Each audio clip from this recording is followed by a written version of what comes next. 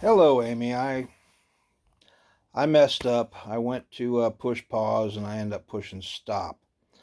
But anyway, I'm gonna show everybody some scenes out of the very first Men in Black movie with Tommy Lee Jones and Will Smith that was made in 1997. And Tommy Lee Jones, he really ends up laying it on the line and telling it the way it is, except it's in a science fiction movie, so no one's going to believe it, you know. And that's how they really tell us the truth about a lot of things.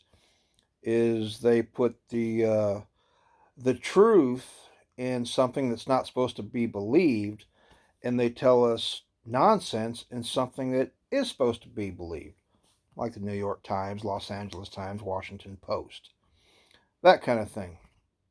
But anyway, I'm getting ready to show you some scenes from the movie Men in Black where Mr. Jones really tells it the way it is.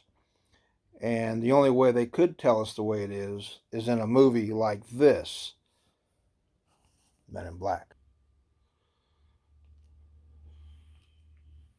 Humans arrive every year and they live among us in secret. Look, I'm sorry, not to change the subject or anything, but when was the last time you had a CAT scan? About 6 months ago. It's company policy. Right, you should make another appointment. All right, kid, here's the deal. At any given time, there are around 1,500 aliens on the planet. Most of them right here in Manhattan. And most of them are decent enough. They're just trying to make a living.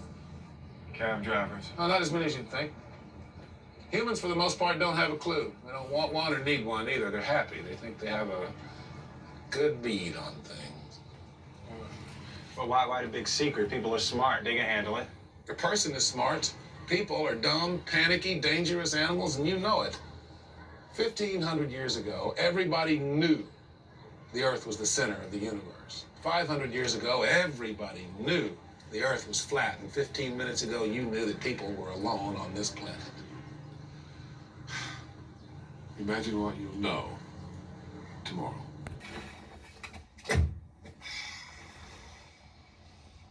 Anything about that seem unusual to you? What would scare Reggie so badly that he'd risk a warp jump with a newborn? Let me check the hot sheets.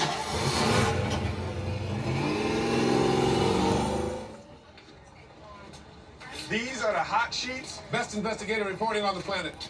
Go ahead, read the New York Times if you want to. They get lucky sometimes. Thanks, Manny. Do not believe you're looking for tips in the supermarket tabloids. Not looking for. Found.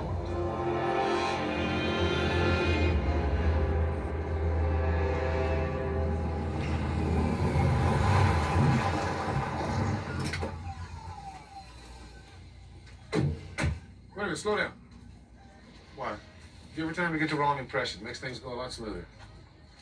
Can I help you, gentlemen? Yes, ma'am. I'm Special Agent Mannheim. This is Special Agent Black of the FBI. We'd like to talk to you about your visitor. You here to make fun of me, too? No, ma'am. We at the FBI do not have a sense of humor we're aware of. May we come in? Sure. Thank you. Lemonade? Oh, yes, please.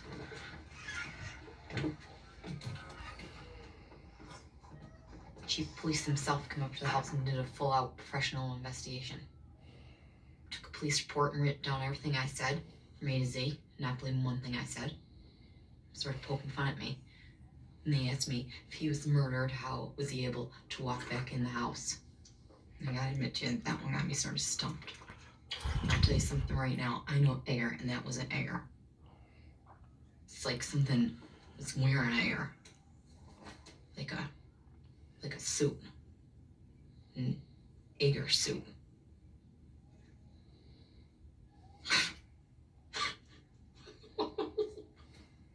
Dude was that ugly before he was an alien.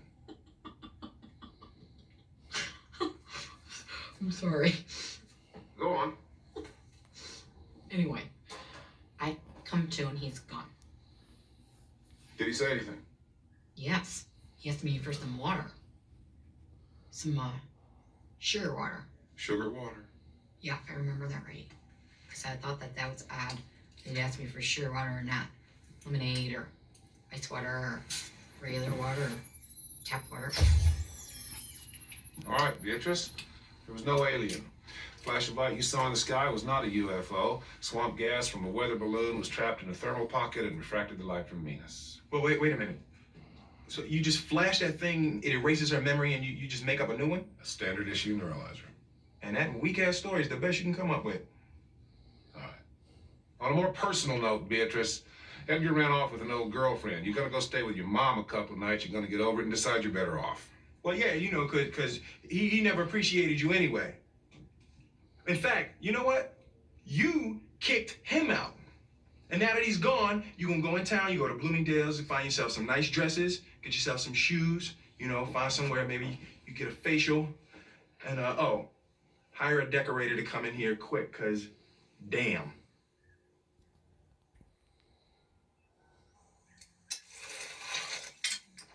Okay, look, check it out, man. When do I get my own flashy little memory messer-upper thingy? When you grow up. Okay. Please, not green. Oh, damn. I don't suppose you know what kind of alien life form leaves a green spectral trail in Cray sugar water, do you?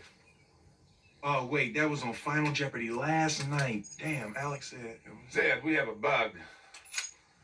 So, what, we don't like bugs?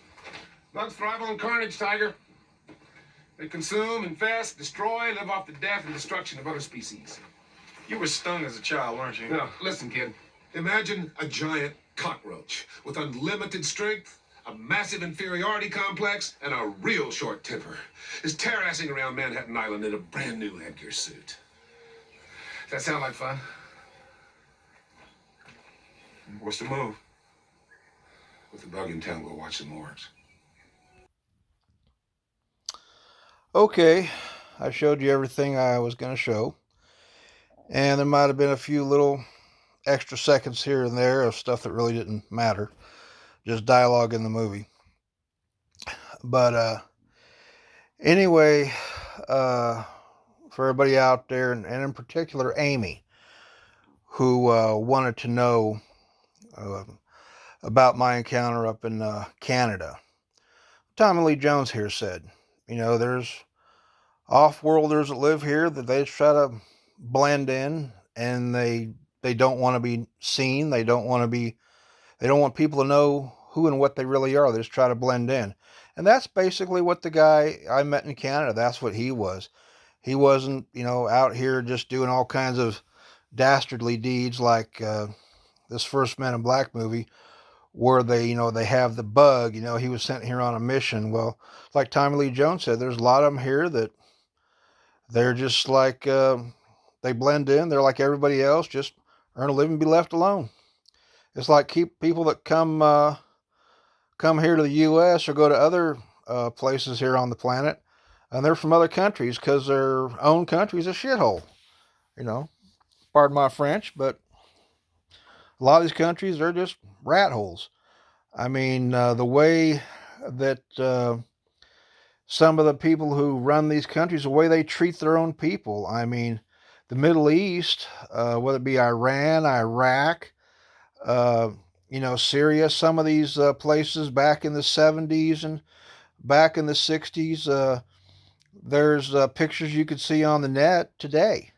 And they show what the people here in the States dress like and what the people over there in some of those Middle Eastern places, Afghanistan, Iraq, Iran, the way they look like, and they basically dress the same, And then here come the Muslims, and look what happened. A lady shows her face in public, boom, she gets acid thrown in her face. Or, a rifle butt. I mean, just the way that things happened over there after the Muslims took over was, my God, it was horrible. But before the Muslims took over, and you can see, like I said, I repeat myself many times, I'm sorry. But you see these pictures of the way the folks in the Middle East dressed. It was no different than, the people here in the U.S. dressed. You see ladies with, skirts down to their knees or walking around in high heels, and people just wearing everyday clothes like we did. And it was all taken away from them. And people who weren't brainwashed with that Neanderthal mentality and wanted to get the hell out, they did. Some folks would do anything to get out of these rat hole countries they live in. I remember years ago, Soldier of Fortune and Gun Ho magazine, there used to be advertisements in there. Ladies from Latin America, ladies from one of the various Asian countries, ladies from Russia, Ukraine, all over, willing to give themselves up as somebody's wife just to get the hell out of there and get here to the States. Uh, we hear about the caravans, we hear about life in Mexico, we hear about life in South America, places that some places are decent enough, but other places are absolute hellhole. And you got these roving marauders, and just people want to get the hell away from that crap. Well, unfortunately, in the big cities here in this country, that ain't too great with all the gangs, domestic terrorists that just, these places that once were just beautiful metropolitan paradises are now absolute rat holes. And these leftists like Antifa that like to go on a weekend excursion, and let's see which town we're going to burn down this week. Portland and Seattle has been burned up so many times and destroyed, and just, it's horrible. But anyway, the whole thing about what I was talking about, the Men in Black, they got a lot of these off-worlders that come here and they just assimilate. But they don't look like they do in their natural state. They're wearing something like what I referred to and what they referred to in this movie, which is where I got it from, a brand new Edgar suit. And I saw one. And maybe if folks start looking a little harder, you might see one yourself. And like Tommy Lee Jones, I'm sure in that movie, are there millions and millions and millions? No, I doubt it. There's probably only so many. Just like anything, there's probably only so many. But a lot of them like to be low key, and they don't want people to know who and what they really are. Like the feller I saw, the way he reacted, like he was terrified because of what I said. He was afraid he was going to unveil who he really was. And now I'm going to show you one more thing before I go to sleep, because I got to get up early in the morning and go to work. Okay, here's the last of it. This is from a movie called Jupiter Ascending. And here is a scene where they're in a operating room. And folks ever wonder why you look at someone and they just don't look right? And we've always heard that we always hear that the aliens' technology is so more advanced than ours. Technology beyond our imagination. Here you go.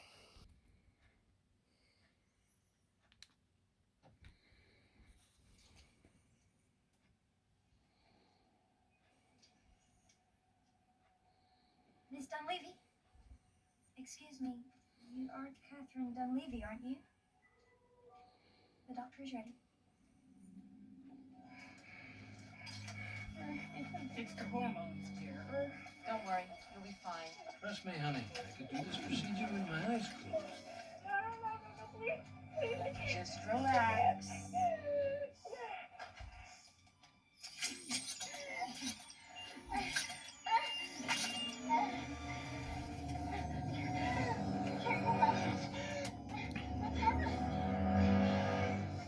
Get a sample. Make sure this is the right one.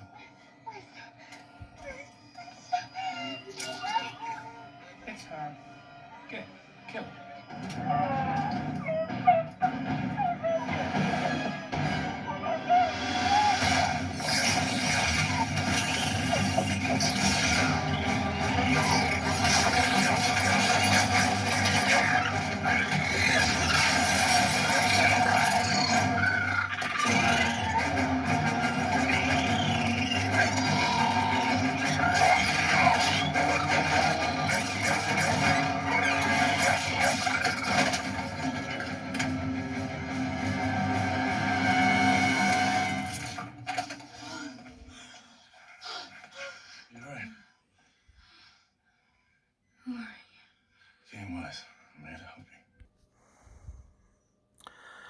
I'm going to show you a cover of a DVD, a movie that came out a long, long time ago.